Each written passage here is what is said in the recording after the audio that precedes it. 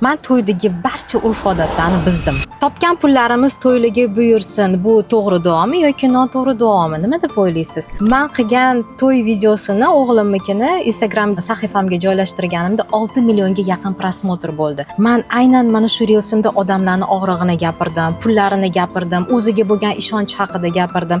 Chunki bunaqa to'yni hamma qilishni xohlaydi-yu, ammo ajdodlardan kelayotgan urf-odatlarni buzishdan qo'rqadi, odamlarning gapidan qo'rqadi. Agar o'zingizga ishonchingiz ortib, pullaringizni bebaraka qilishni o'rniga orzularingizga ishlatishni xohlasangiz, men 8 yillik tajribaga ega ekspertman, Dildora Gaziyevaman.